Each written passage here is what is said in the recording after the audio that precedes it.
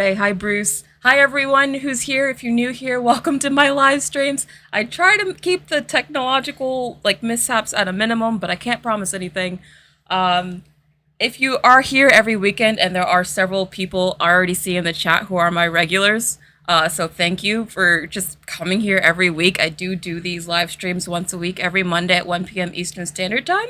So if you're watching the recording of this and you're like, how do I watch these live streams live? Well, that's how you do it. But I also wanted to point out that I do want to do more of these live streams. So before I get into that, I just want to say hi to a few more people. Hi, Colon. Hi, the Caped Crusader. Hi, Imona. Hi, Damien. Oh, okay. Hi. Oh, what is this? Oyindamulo? Oluida? I'm so sorry. I hope I said that correctly. Oh, and we already have another super chat from Shelly Lee, who is a very generous member of the community. Thank you, Shelly Lee. Hi. Oh, and he just wanted to say hi. That's so sweet of you. Thank you. And we have another super chat from Nicholas. Good evening in the UK. Brittany, I hope you're good. I hope you're good as well, Nicholas. You're also a very generous member of the community. Again, as always, if you do a super chat, I will automatically answer it, because if you donate or support the channel in any way, I want to obviously acknowledge that. So I will acknowledge any and all super chats. So thank you. Thank you so much. Hi, Katie. Hi, Alex. Hi, Christina. Hi, Andy. Hi, Yellow Umbrella. No, don't say that, Yellow Umbrella. It wouldn't be a Brittany live stream without a few technical difficulties. No, I don't want that to be my brand, damn it. I'm gonna fix it, okay? I'm sorry. And if you're watching the recording, I'm probably just gonna cut the beginning, so you probably won't even see this. But, okay, so today's live stream, we're gonna be talking about two main things. One, we're gonna be talking about how the summer box office has been, really, really bad, historically bad. Pretty much every movie except for Across the Spider-Verse has been flopping, week after week after week. And I just talked about it in my last video that I hope you guys watched, but we have two new casualties in the summer flop-off. We have Indiana Jones and Ruby Gillman Teenage Kraken. And if you don't know what Ruby Gillman is, I don't even blame you, because I don't think Dreamworks marketed this movie at all. But it's the latest Dreamworks movie, and unfortunately, it's the lowest opening for any Dreamworks movie ever. So it's not doing well. So we're going to talk about that, and I'm going to also give you my review of the movie and talk about it. But before I get into my thoughts, what are your guys' thoughts on Ruby Gillman and or Indiana Jones? Has anyone seen those movies this weekend? Did you guys like them? Did you not like them? Tell me in the comments. Yes, Jane, okay. I will be seated for Barbie. I think a lot of people are going to be seated for Barbie. I think that's going to do well. Hi, Admiral Lindsay, your hotness. I love that name. World of Entertainment says, I feel bad for Ruby. It really has potential. Did it have potential, though? I don't know. I'm going to talk about that. I feel like DreamWorks made a lot of mistakes in that movie that other animation studios are making, and I think Ruby Gillman was doomed from the beginning. But we'll talk about it. Itzel Oreds didn't watch any of them. Okay. Layleen Lost says, the real question on everyone's minds, do we watch Barbie or Oppenheimer first? I love how much the internet is, so for this Barbie versus Oppenheimer war. It's, the best thing that could have happened to both movies, to be honest. And I think both of them are going to benefit from it. Especially Oppenheimer. I don't think people would be talking about Oppenheimer nearly as much if it wasn't for the Barbie-ness of it all. Oh, and we have a super chat from the Caped Crusader. Thank you for the super chat. I really appreciate it. It's amazing to see how much you've grown. I have literally been subscribed to you since you had around 500 subs. Keep up the good work. Wow, so you're an OG. You've been here since the very beginning. That's very great. Yeah, I know my growth has been kind of crazy. Velma really helped my channel spark, but I think the videos I've put out since then have also really helped the channel grow. So it's been nice. I have a career as a YouTuber now. That's nice. But thank you for the super chat, and thank you for being here for this long. You've stuck with me through a lot, so I appreciate it. Madison says we should Barbie and Spider-Verse are good palate cleansers for the summer of flops. Yeah, I think the only other movie this summer that I think could do like really, really big box office numbers is Barbie. I don't think Oppenheimer's gonna do it, even though I do think it'll do well, just because I don't know how many people are gonna be interested in the subject matter.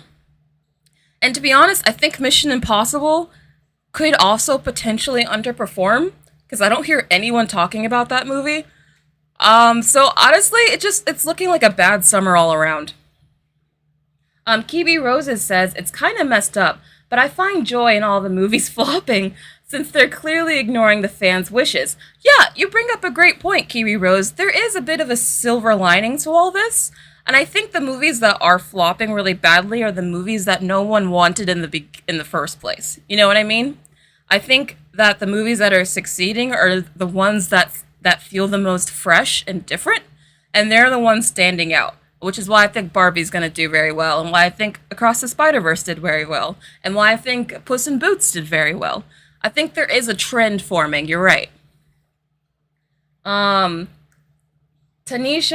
M. Brown says the marketing is bad for Mission Impossible. Where is the marketing for Mission Impossible? Like, I've seen the trailer in front of a couple movies, but that's about it. I live in Manhattan, and I see movie marketing everywhere I go, and I almost never see marketing or posters or anything for Mission Impossible. Right now, it's all just like Barbie, pretty much.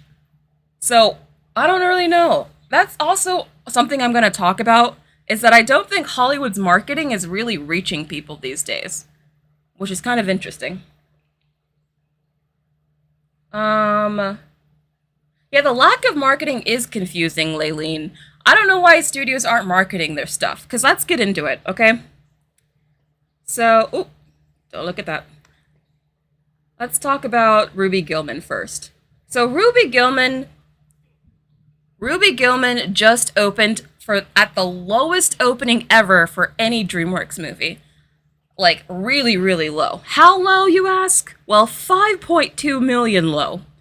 That's all it made in its opening weekend. $5 million, which is not much. I know it sounds like a lot to, like, normal people like us, but for Hollywood, that's an abysmal opening. And it only made 7.5 million overseas, so that's not great. And considering the fact that it does have a $70 million budget, and this movie is for sure gonna bomb. It's not gonna make money in theaters at all. So it's doing pretty terribly. Yeah, it is pretty terrible, Madison.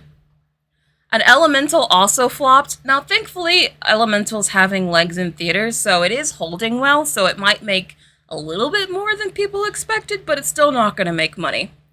And so a lot of these original animated films aren't doing very well.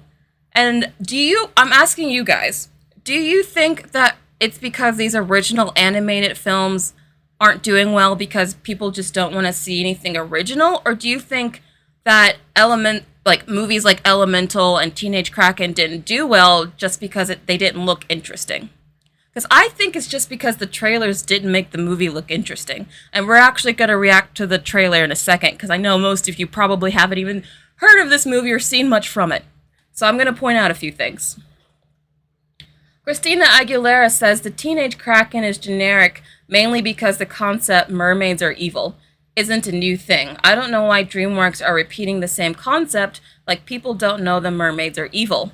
I found it weird in the marketing how they kept using that same scene, that same line, and we'll talk about it in a second when I show you the trailer, where they say people who like mermaids are stupid, and they played the trailer before The Little Mermaid. So the movie was calling everyone in the audience there stupid, and that was the marketing. I thought that was strange. They seem bland. I agree, Sizzle. They need a little bit of sizzle. You know what I mean? Mr. Ringo says, "Hi, Brittany. Why was the Kraken so bad? I'm not interested in the movie, but it bores me. I'm just curious. I will go over it in a second. Just want to hear some of your thoughts first." Elemental is the same story as Utopia. It is very similar. Yellow Umbrella says, I'm happy that people are actually excited for movies than the disappointment of movies like Quantumania. Yeah, I think again, I think the movies that aren't doing well, there's a lesson to it. But let's get to the Teenage Kraken trailer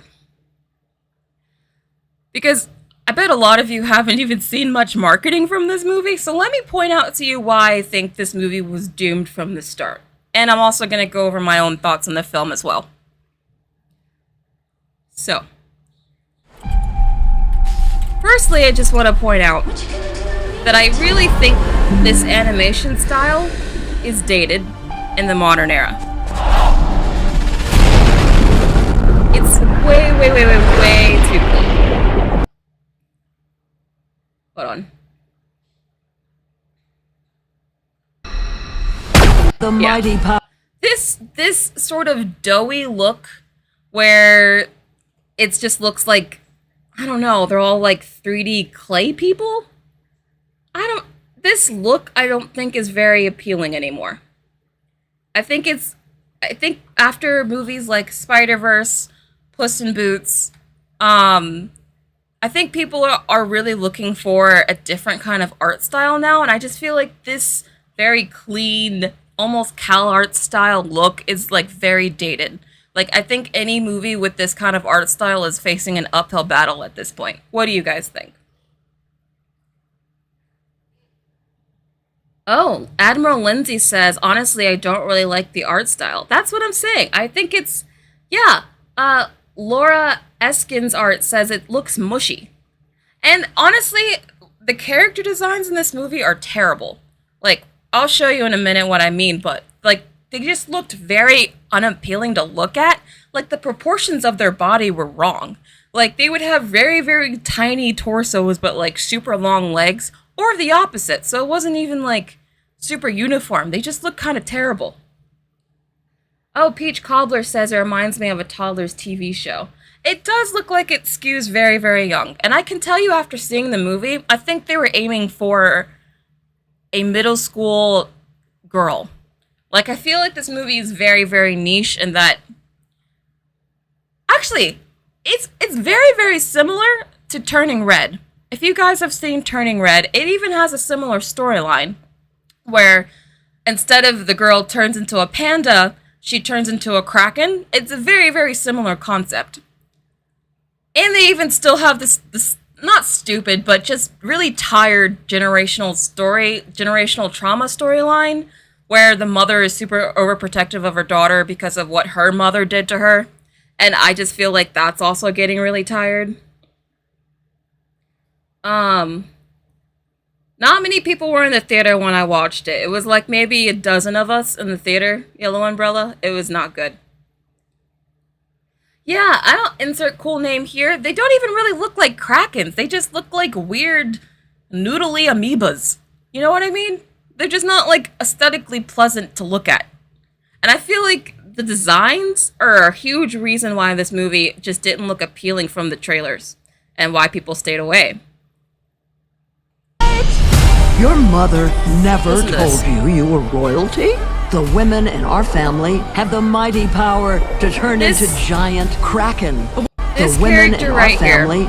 here, the big kraken lady, she's the grandmother. Again, if you've seen Turning Red, she's like the grandmother character in that movie.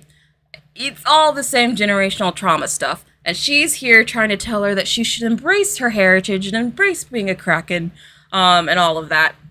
And it's very cliche, and they use a lot of the same, like, cliched storylines and tropes, and I found myself very bored in the film, to be honest.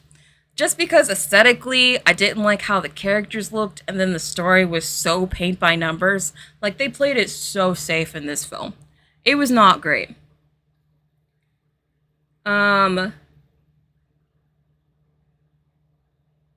Bob the Bacon says, looks like Dreamworks' perfect streak ended. Yeah, they had a nice streak there, you're right. But I feel like this movie 10 years ago probably would have done a lot better. But that's what I mean when I say this film is kind of dated. Both in its art style and the concept, I feel like are like straight out of the mid-2010s. You know what I mean? I just don't think this is what people are looking for in animation movies right now. This kind of story and this kind of art style. I think people are looking for something different. Like, that's why I think Nimona, which I'm also going to review, I'm going to do a video on it this week. I haven't watched it yet, but I've heard good things. It's a new animated movie that's on Netflix, and I'm really interested in seeing it because I know that Disney could have been the one to distribute that film, but they rejected it. So I'm really, really curious because I think Nimona is the kind of movie that Disney should be pivoting towards. So it's interesting that they rejected it, but now it's like this huge hit on Netflix. I think there's a lesson for Disney there, but that'll be a whole separate video later. Yeah, it only made $5 million, Selmit. It didn't do well at all. Oh, Gemini Hex agrees with me. Exactly, mid-2010s. I bet, because these movies take a long time to make, like animation just in general takes a long time to make, I have a feeling that this movie was probably greenlit like way back in 2016 or something, which would have made sense to come out then. I just don't think this movie makes sense to come out now. Funky B says, I feel like taking more risk with animation styles would probably attract a lot more people to watch it. I agree. Which is why I'm actually really excited to see how the new Teenage Mutant Ninja Turtles movie does, because it's in that same sketchy art style that Puss in Boots and Spider-Verse is in.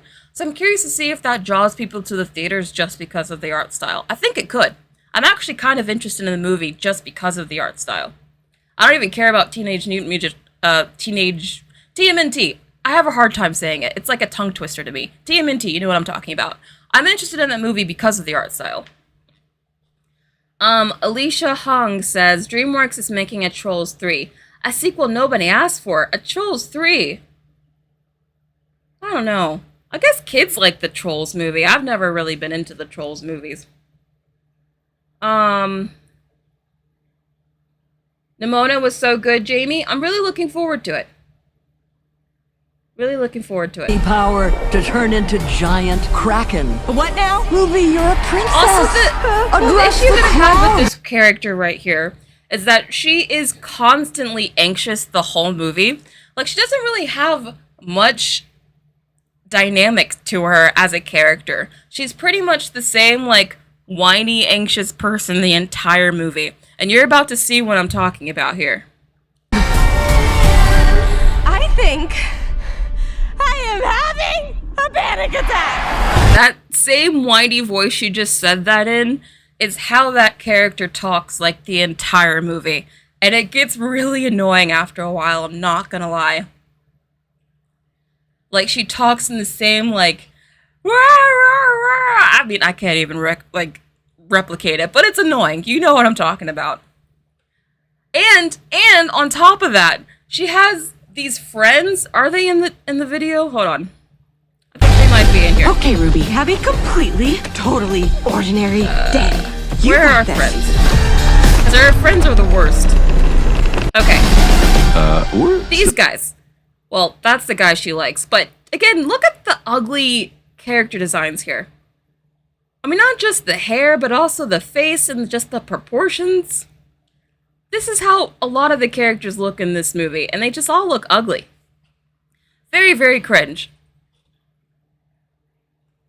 And then, on top of that, this movie tries really, really hard to be relevant and, like, pretend that they know what the kids like by using really, really dated lingo that people haven't used in years. Which is, again, why this film feels so dated to me. Like, they use the term bae, which I don't think anyone has unironically used since, like, 2017 in this trailer. And they're using that to market the movie. Listen to this. Still on for our tutoring session later, right? Oh! She says algebra. Algebra! You're what now? I mean, bro! She says algebra. Anything for my algebra! You're what? And that's supposed to be a joke. She's like, anything for my algebra. And I'm like, oh god. It's not just that one line, though. Literally, the movie opens with a whole bunch of internet memes that are really dated to make them seem like more relatable to kids. But literally, the memes that they use are so old. The first meme that they used was the cat piano meme. Literally, because I I know, the guy does look goofy. The animation is so terrible. It's not great, to be honest. But literally, the movie opens with the freaking cat piano meme, and as I was, like, taking notes, like, quietly on my phone, because there was, like, hardly anyone in the theater, the first note that I wrote in my, like, little notes section on my app was cat piano. Because I was like, really? They're going there? That cat piano meme hasn't been relevant since, like, 2010. But they do lots of stuff like that. And all of her best friends talk like they're millennials trying to act like teenagers. Like, all of her teenage friends act like really annoying millennials that think they're with it. You know what I mean? And then, to make matters worse... Oh, I have a couple super chats. I will get to them in a second, sorry. But, to make matters worse, I actually saw that one of the actresses or voice actors for her friends is Liza Koshy, who, if you don't know who Liza Koshy is, she's like a really big YouTuber, or she was, but she's kind of gotten an infamous rap now for being the annoying, stereotypical millennial, but she literally voices the main lead's best friend, and the whole time, the whole movie, I was just like, oh wow, this character is like the typical annoying millennial, and then I found out it's played by Liza Koshy, and I'm like, well, that makes sense. So if that gives you any example of just how annoying these characters are, there you go. Alright, so let's get to my super chat. Sorry about that. Thank you for the Caped Crusader. Thank you again. Very generous. Hey Brittany, I would love for you to make a video on the future of James Gunn DCU. I feel like it's gonna fall. I feel like it's gonna fail because a lot of DC fans lost hope. That said, I'm interested in Matt Reeves' Batman verse. Thank you for the super chat. I feel like I need to talk about superheroes more since I watch them and cover them, or not cover them, but I do keep up with the news, just because even though I do think the superhero genre is declining, I think a lot of people, at least I'm still interested in it. So maybe I will do more superhero videos, but yes, I do think that James Gunn's DCEU faces an uphill battle for sure. I don't know how the heck he's going to get himself out of that. And I have more thoughts in a second, but I want to get to the other super chat before it runs out. From Tegan and Hope Roney, Spider-Verse doesn't tell young people how they feel. It's not such a kid's film. Audiences know when they're being patronized. Turning Red didn't do that. That's a great, great point. I actually agree with you. I think that kids don't want to see a movie that looks too kiddie and obviously made for kids.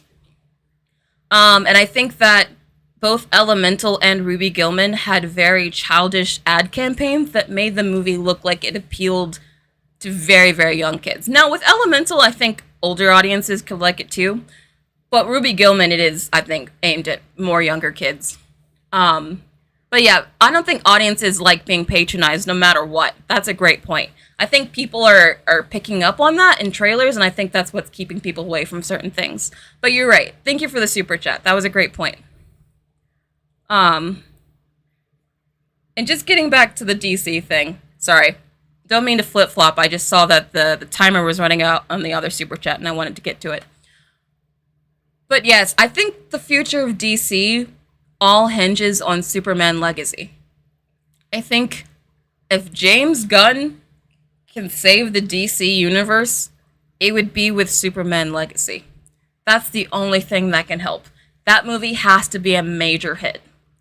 If it flops or if people don't like it, I think Warner Brothers shouldn't make another DC movie for like 10 years. I think the brand damage would be that bad. So yeah, it's high stakes over there. I don't envy James Gunn. Sorry for the side note, but I just wanted to answer the super chat. And we have another super chat. Oh, wow. You guys are so generous. From Past Analysis asks, I think Elemental is an allegory for accommodating immigrants. It is. Zootopia is an allegory for racial stereotypes and othering. What are your thoughts on this allegory difference? I think that Zootopia handled the racial allegory 10 times better than Elemental. I think the way that Elemental handled the race allegory kind of inadvertently became a little racist, because they made it seem like the immigrants were actually destructful because the fire people destroyed everything around them. Instead of it being like, oh, people just thought they were destructful, it's like, no, they actually are. So that's what I think the difference is. I don't think Elemental handled their race allegory well at all. I think it got away from them, to be honest. That's one of the weaknesses of the film, in my opinion. But thank you for the super chat. Yeah, Yellow Umbrella, Disney is making all the wrong decisions, you're right.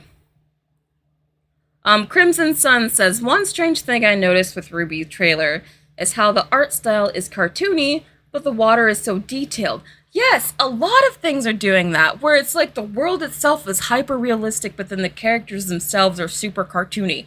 You're right, Ruby Gillman also did this, and I don't like it. It feels like the characters aren't actually in their environments, because they're like two different art styles almost. Also, Frozen 2 did this.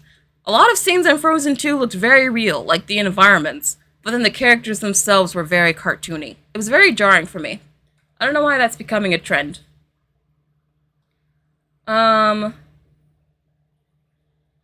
Official Joke Mob says, how come your channel started with the Wednesday video? That actually wasn't my first video. I have privated / deleted my actual first videos because I don't think they're that good. That video, I don't even remember. Honestly, I was still just trying to figure out what the heck I even wanted to do with my channel at that point. And I think at that point I was thinking about doing like a bunch of essay videos, and Wednesday was really popular at the time. So I was trying to ride that Wednesday rave. That's why I made that video. But if you actually went all the way back to my first video to watch it, thank you. That's really nice. I've made a lot of videos at this point.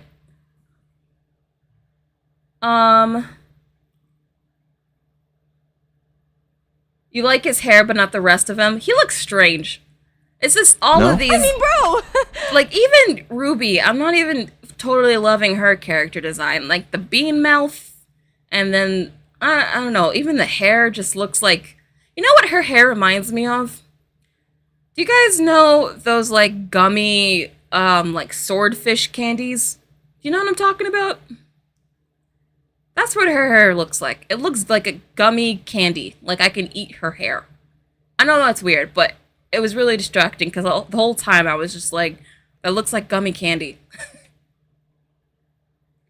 Admiral Lindsay says, what is your reaction when your channel blew up?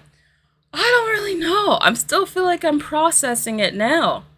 It feels almost like, how do I feel the attention when I'm like in my own island in my room, you know?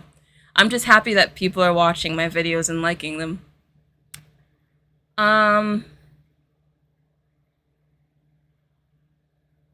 Ruby Gillman does feel like a copy and paste version of Turning Red. They have a lot of similarities. They do.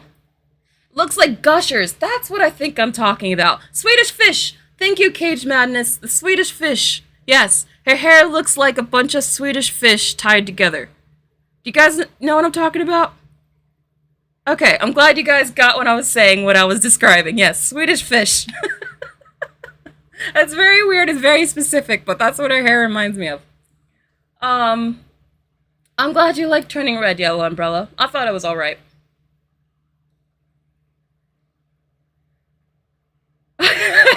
Irvin says Brittany didn't like the movie because she was hungry. The movie made me hungry. I don't know. Okay, so I'm not the only one. Itzel Orit says, I thought her hair looked like gummy worms. Thank you. Thank you. Her hair looks like gummy, you know? I don't know. It just looks weird. Anyway. I thought overall, I thought Ruby Gillman had a lot of flaws, to be honest. I don't think it's terrible. Like, I know I said in my community post that I thought it was just the worst DreamWorks movie ever. But to be honest, after thinking about it and going back and looking at other DreamWorks movies and realizing that they've made some truly terrible movies, I don't think it's nearly the worst. but I also think that it's not great. Again, I think the character designs are off. I think the story is very paint by numbers, very safe. I think Ruby herself is not an interesting protagonist. I think that she came across as a little whiny and annoying at times, and even a little narcissistic, because there's at one point in the movie, spoilers, I guess if you care, that she destroys her parents' house in a tantrum.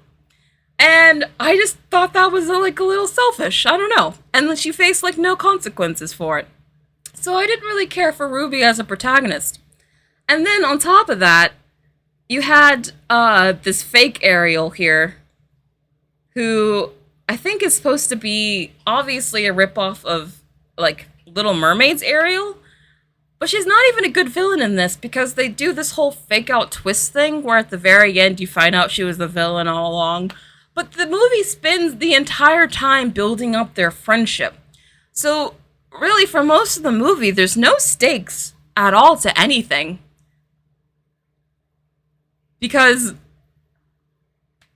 literally, there's no conflict. She's not fighting anyone but her own inner demons, inner anxiety over not fitting in. That's really the main conflict of the whole movie. The whole conflict with the Krakens and the mermaids is like the B storyline, where the A storyline is like her anxiety over not fitting in and like being a weird Kraken at a teenage high school. And it's just not that interesting, to be honest. It's just a weak movie overall. And that's my opinion on Ruby Gillman. So if you liked the movie, if you saw it and you thought it was good, I'm glad that you liked it, but it did not work for me. What did you guys think? Before I move on to Indiana Jones. Yeah, the chocolate gore, that's a great point. The trailers for Ruby Gillman literally spoiled, like, every single plot point. I don't understand why they did that. Like, what the heck were they thinking? You're right. It's so weird. I wish the movie had more mermaids, says Christina Aguilera. I wish the mermaids were, like, actually shown to be evil. That's the thing about a lot of these movies. It's like, no one's allowed to be too mean. And it's like, but we want good, mean villains. The knockoff Ariel character in this movie was way too nice to be a villain. Oh, Feather, I'm glad you appreciated the review.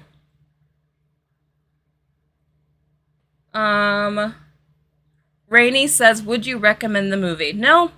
I think there are much better, more entertaining kids' films out there right now. I wouldn't go see this, to be honest. Like, if you want to see a good animated film, it sounds like you should watch Nimona. Or maybe go back and watch Spider-Verse if you haven't seen that yet. I'd recommend those first. Okay. So now let's move on to the other disaster of the week, which was Indiana Jones. Now, I know a lot of you in the last week live stream, a lot of you said that you don't care at all about this film. And to be honest, I don't blame you. I still haven't seen it myself. I don't really care to see this movie. But yeah, it's not looking good for this. In fact, Indiana Jones is looking like it's going to be a bigger flop than The Flash. Indiana Jones is going to lose more money than The Flash, and The Flash was already doing terrible. That's how bad this movie is doing. It looks like no one wanted this film. Like, nobody. You guys were apparently a great, you guys represent everyone else, because no one else was interested in this film besides, like, really, really old guys. That seems to be the only demo that showed up for this movie. Oh, Arvin says, can you please say who is Indiana Jones? Oh man, this is why the movie flopped. Y'all don't even know who Indiana Jones is. So Indiana Jones is, or I guess I should say was, an iconic character played by Harrison Ford, who is known for wearing a fedora and carrying around a whip. And he's an archaeologist that goes and, like, uncovers hidden, like, ancient relics and stuff like that. And you might have noticed, like, I don't know if you've heard the theme or you've seen, like, the iconic scene of the boulder coming down while, like, someone's trying to like get an object, but he's supposed to be famous and iconic. But I think after this weekend, I think the only people who think that still are really old or dying off. Because it doesn't seem like there's much of an audience for Indiana Jones anymore. And to make things worse, the movie had a budget of $329. Yes, let me repeat. This movie cost well over $300 million to make. I don't know why Disney spent that money on this film. That's insane. That just shows you just how out of touch the executives at Disney are, that they thought that there was enough audience out there for an Indiana Jones film to warrant a $300 million budget, when I think this movie was doomed to begin with a budget like that. That's crazy.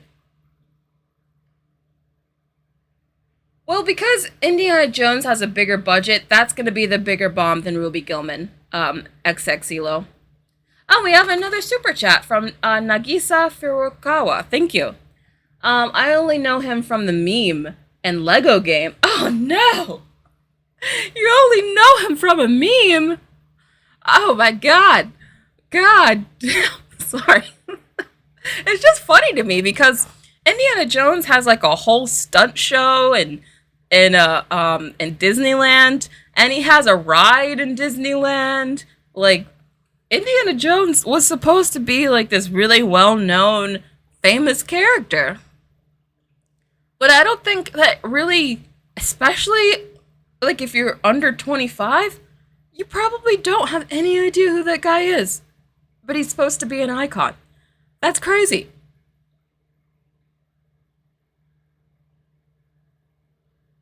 To be honest, I still haven't seen the older Indiana Jones movies either. Well, I've seen part of the first one, but I didn't finish it. I don't really care for this franchise. It's not for me. And I think that Disney thought that the younger audience would want to see this film more than we did. But I think none of us cared. I mean, honestly, why would we? Like, in my life, the biggest franchises have been Harry Potter, Marvel, Pixar for a while, like Fast and Furious, like pretty much stuff from like the 2000s and 2010s. If you weren't huge in that time span, like I don't think a large portion of like under 30 people care or know about your franchise. Because I don't think a lot of young people are going back and watching older movies. I could be wrong, but I don't think that's what's happening. Yeah, the trailer was boring. Like, the trailer was nothing, and we can look at the trailer as well. I have that ready to go. Because I do think the trailer just, it gave you no hook. Like, every time I saw the trailer in theaters, I just thought the movie looked very blah. And then the reviews came out, and every reviewer was like, the movie's blah. So I was like, why would I go see this movie? Yes, Twilight and Hunger Games 2, Amber S. I remember the Twilight hype was huge. And Hunger Games. Tobila says, I'm an oldie who loved the early films, well, 1 and 3, but not to this one. I'm curious, if you're a person who has actually seen the older films and you're familiar with the franchise, and you didn't see this new one, why? What kept you away? Because that seemed to be the only people that would have wanted to see this film, and yet still didn't want to see it. So that's interesting. Hi, Cloudy! Yashari says, I love the originals. The 80s were great for sci-fi and adventure films. Star Wars, the best Trek films. Aliens, The Thing, Back to the Future, Romancing the Stone. Those are a lot of good, 80s stuff that I feel like... But the thing is, though, is 80s nostalgia getting old, though? Like, I don't think 80s nostalgia has the same grip on current culture that it did just like even 5 years ago.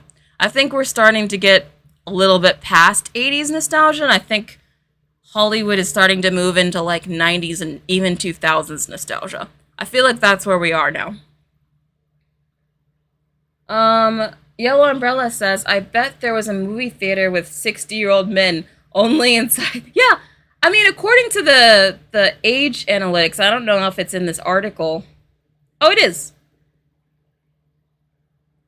It says Disney reports that 42% of the audience was under the age of 35, which is actually a very small number. It's usually the highest number is under 35. So that means that this movie did skew older significantly, which is interesting and probably expected.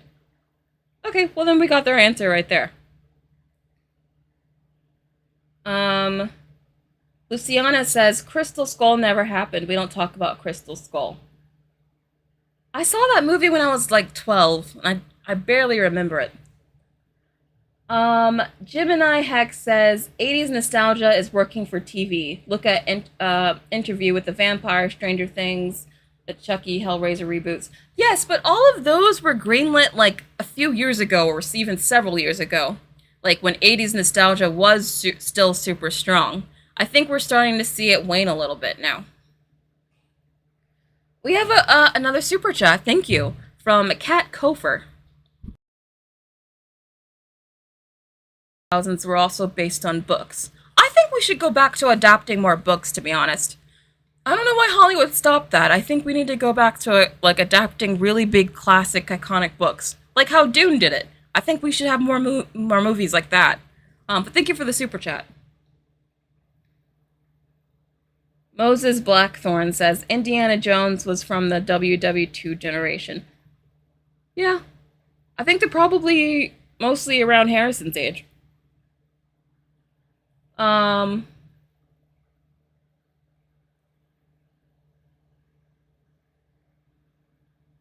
Yeah, Stranger Things is ending. They have one more season and then they're done.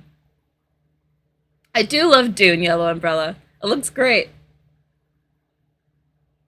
Alright, so I do want to just briefly go through the Indiana Jones trailer. Because I wanted to point out to you why I think it's bad. And why I think a lot of movie marketing just isn't good. Because they make their trailers so bland. The first thing you see is an old man in the chair. If you had no idea that this was an Indiana Jones movie, or even any idea of who Indiana Jones is, why would this first shot immediately entice you? Like, what about this would make you want to see the movie? You know what I mean? And then we get Harrison Ford in some train, I guess in New York. Again, I feel like the movie is heavily relying on the fact that you know what Indiana Jones is and that you're nostalgic for it. Because that's the only thing that they're really selling in the trailer. And we have a super chat, thank you, from Gemini Hex. Seriously, adapting books is the way to go. Anne Rice books are going great at AMC and both got greenlit for season 2 and a spin-off. Oh, I would love for them to adapt more books. Honestly, after they run out of like other movies to adapt, they're gonna have to go somewhere. I feel like they're gonna get to books eventually because they're gonna run out of stuff to remake and adapt eventually. But yes, thank you for the super chat. Yeah, Mia, the trailer is literally, yes, girl, give us nothing. Exactly, thank you. Rockin' with B says, I'm 23. I used to watch the older movies with my mom. I think that's the other thing. My mom actually did, show me older movies that came out before I was born. So that's why I know a lot about older movies like Indiana Jones and stuff, is because I was, exposed to that. Not that my mom, she didn't show me Indiana Jones. I looked up that on my own. But, I did look up or watch other older movies because of that. I do wonder if parents nowadays are still showing their kids older movies. I don't think that's what's happening anymore. And why so many, younger people, teenagers, don't even know who people like Indiana Jones are. Because even though that Indiana Jones is not from my generation, I'd still had heard of it. Because I was exposed to at least older films, you know what I mean? I don't think that's what's happening anymore with younger generations. And we have some super chats. Thank you from Dee Dee. I appreciate it. Do you think Indiana Jones wanted the success Top Gun received? Oh, absolutely. They're both old movies, but only one of them was successful in gaining a new audience. Yes, thank you for the super chat. I think that they definitely wanted Indiana Jones to be what Top Gun was. Top Gun also got a big older audience that came in and supported the movie. But to be honest, I think that Top Gun appealed to the boomers because Top Gun appealed to the boomers hard. Like, if you've seen Top Gun, there's a whole scene in the movie where it's just Tom Cruise going like, oh, we're not done over yet. They keep counting us out, but we're not over yet. And it's like the most like heavily pandering to boomers I've ever seen. So I don't think that, in fact, I think Indiana Jones does the opposite of pandering to boomers, where, with Top Gun, it's like, oh yeah, Tom Cruise is old, but he's still in his prime, and he's still doing well, he's still doing stuff. And then with with Indiana Jones, it's like, yeah, Harrison Ford's over the hill, he's done, he's tired, his life is tragic, he's a mess. And I don't think that's really going to appeal to boomers who don't want to be, like, really gloomy and depressed about their own lives, you know what I mean? I don't know. I don't think that Indiana Jones appealed to what boomers were looking for the way that Top Gun delivered it. Does that make sense? Thank you for the super chat. And we have another one. Another super chat from Nagisa Furukawa. Anime is mostly manga adaptations. I honestly think that Hollywood needs to look into anime more. I think that's an underserved market. There are so many anime fans in America now. But the reason I don't think Hollywood pays attention to anime is because they don't respect it or understand it. They still think anime is for, like, weirdos, basically. They don't know how mainstream it's become. And I think they're probably going to learn the hard way when they realize that the generation that's growing up now likes anime way more than Hollywood stuff. And when they get to the age where that's going to show up at the box office because they'll have, like, purchasing power, oh, it's going to be bad for them. It's going to be so bad for them. But thank you for the super chat. No. Oh, some people don't want anime adaptations. Interesting. Are you guys going to watch the One Piece one on Netflix? Gemini Helix wants a Sailor Moon live action, though. Sailor Moon was something that some of my friends were really into in high school, but I never watched it. I cosplayed as one of the characters, though. And I went to an anime convention in, like, my freshman year of high school, I think, as a Sailor Moon character. That's, like, the most exposure to anime that I really have, other than, like, Studio Ghibli stuff. Tobelia? Is that how you say it? Says, a tired, depressed indie is, like, exactly the opposite of what we all enjoyed about the originals. Exactly, thank you! Exactly. I just don't think people want to watch a movie about a depressed, tired old guy for nearly 3 hours, you know? Who wants that? Going back to the trailer, it's just a lot of, hey, look, it's Harrison Ford. You know Harrison Ford, go see Harrison Ford. And then they show Phoebe Waller-Bridge a lot, but I think you only care about, oh, sorry. Gotta go back. What the fuck? Why are you seeing this? But anyway, I don't think this trailer does a good job at getting anyone who is not already interested in Indiana Jones to want to watch this movie. Because they spend a lot of time heavily focusing on Phoebe Waller-Bridge in this trailer. But you are only going to care... Sorry. What is going on? There we go. You are only going to care about this movie with her in it if you watched Fleabag. And I still don't know what Fleabag is. All I know it's a show that the media is obsessed with, and she's in it. And that's why she got cast in this. If you haven't seen that show, are you gonna... This trailer makes it seem like it's such a big deal that she's in this movie. But unless you've seen that completely unrelated show, who cares? So again, it's like the marketing placing focus on things that no one cares about. Like, most people don't care about. T says, I liked Indiana jokes, but this seems so boring. Yeah, it looks very, very boring. Very, very boring. And from the reviews, it sounds like it is boring. I mean, does anyone even know who Phoebe Waller-Bridge is? Honestly? And then they also give you the nostalgia with this... Where is he? where he has like the CGI face because they did the de-aging on Harrison Ford. And it looks okay, to be honest, but I still can tell it's not real because, I don't know, just something about it. I think it looks too glossy. But they're selling you on, look at this glossy, de-aged, digital-faced Harrison Ford. Don't you want to see the movie? And it's like, it literally just deep-faked the guy's face. Like, we're not, like, we can tell this is not, I don't know, I don't fully buy it. But this is, again, the selling point of the movie is de-aged Harrison Ford, when you can still tell it looks very fake. Like, who wants this, you know? Do you guys think it looks good?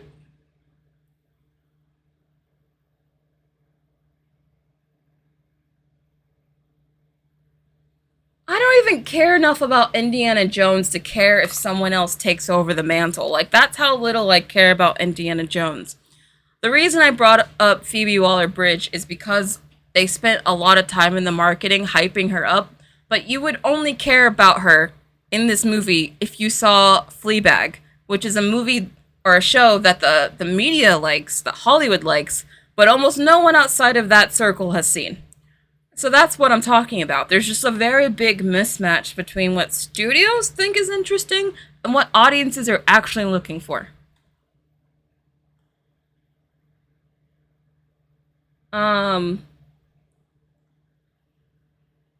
Tobelia says, Fleabag is 100% not a kid's show, so again, that is for the parent part of the family audience. Yeah, it's like every decision they made in this movie is like to appeal to a very older audience. And that's what they got. So I don't think the box office should be too surprising. It reminds me of AI-made actors. I feel like this is what the AI actors are going to look like. Like they're all going to have this almost convincing but still slightly unnerving look about it, like this one here. I feel like that's how they're all going to look. And we have another super chat, thank you, from Travis Crowther. Lucasfilm has lost all of its goodwill with core fans after how Disney handled Star Wars.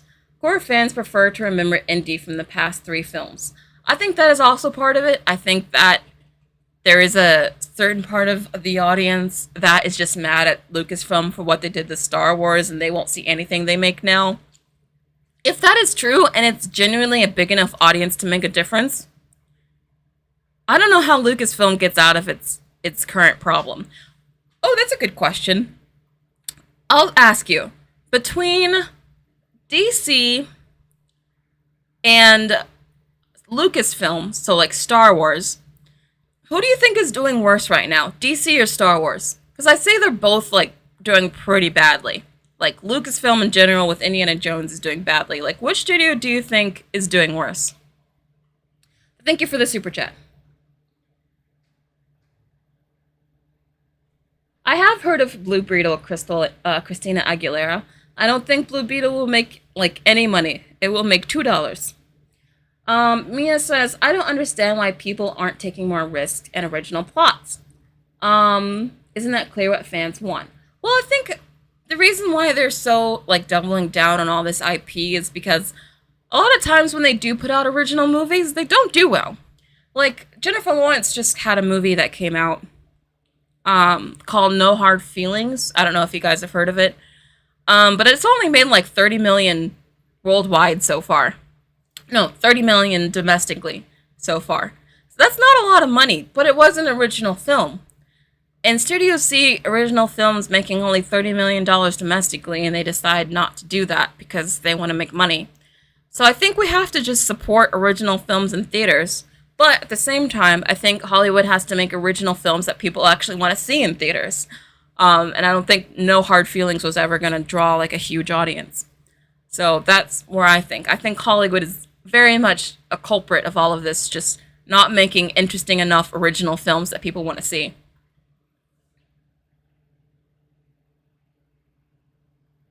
DC. Oh, you guys think DC is worse off than Star Wars right now? DC is doing pretty badly.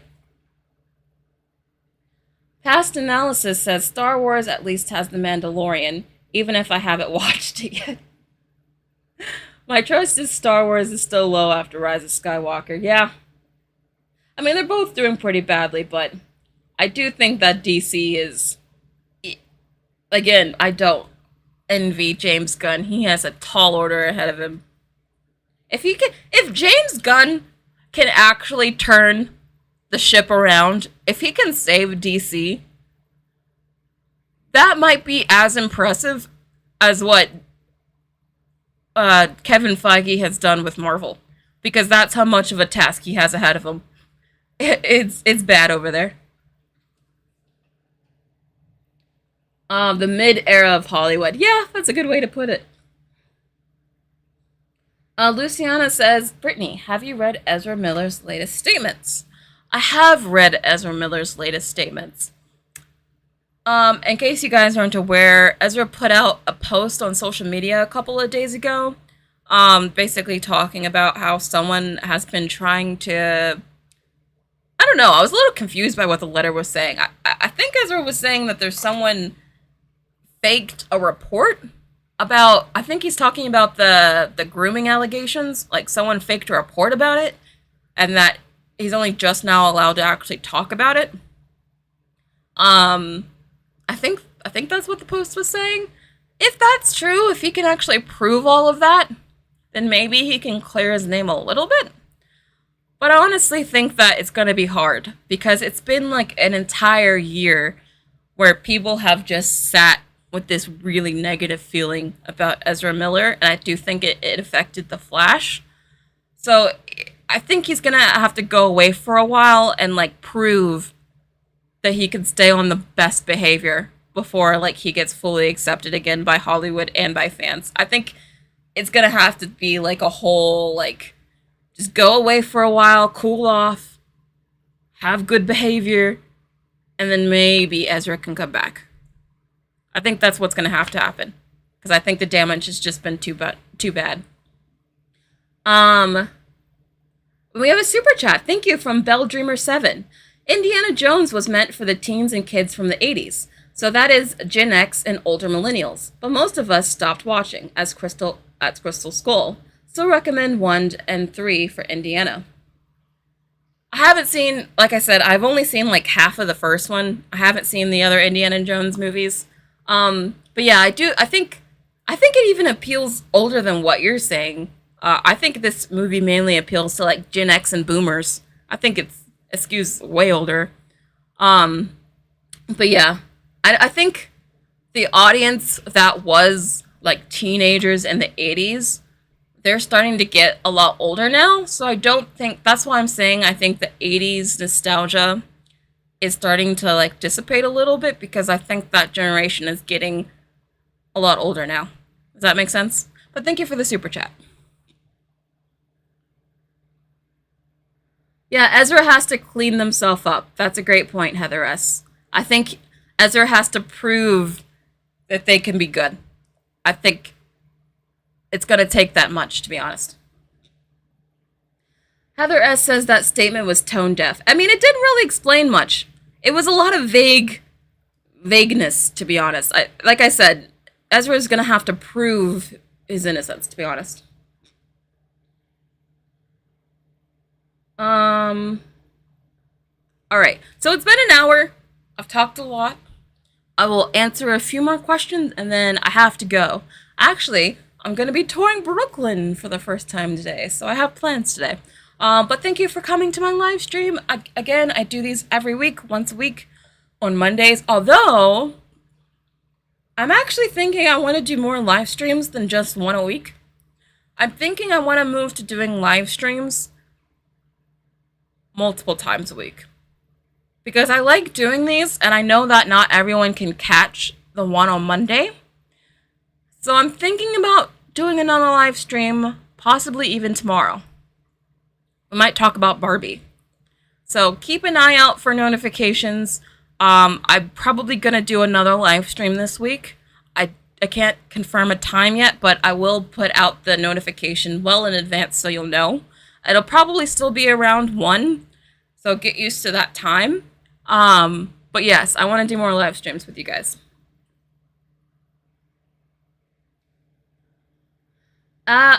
Andy says, do you ever consider building a Discord group? I might, but here's the thing, Andy. I would have to learn how to use Discord. And I had to learn how to use it to use Midjourney, and that was tough enough. But I will look into it, because I know a number of you have mentioned it, so I might start a Discord. Have a great, Nicholas. What do I think about Haunted Mansion, Christina? I think it also looks mid. I'm sorry. It's starting to get to a point where I'm like, is the problem me? Am I the problem? Why do I think all these movies, when I look at the trailers, I'm like, it just looks mid. I'm sorry. Like, it looks like, Like, it looks like I'll watch the movie, and by the end of it, I'll think, oh, that was good. Like, at best, I feel like that's how I feel. If the movie gets, like, amazing, amazing reviews, maybe I'll be interested, but I don't know. It just looks mid. Hi, Brianna. Thank you for subscribing. Alright, I'll do 2 more questions, and then I'll be done.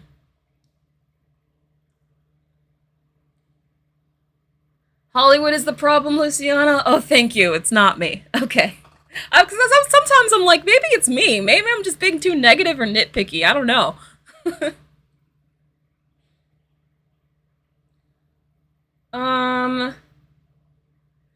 Travis Crowther says, hey, Brittany, what games are you enjoying recently? Well, I want to play Spider-Man 2 that's coming out later this year, so I'm actually about to start the first Spider-Man game. I haven't played that one yet, so I'll let you know how I feel about it. I'm really excited to play it. But I was just playing, Cyberpunk 2077. To be honest, I thought the world building was interesting, but the story itself is really boring.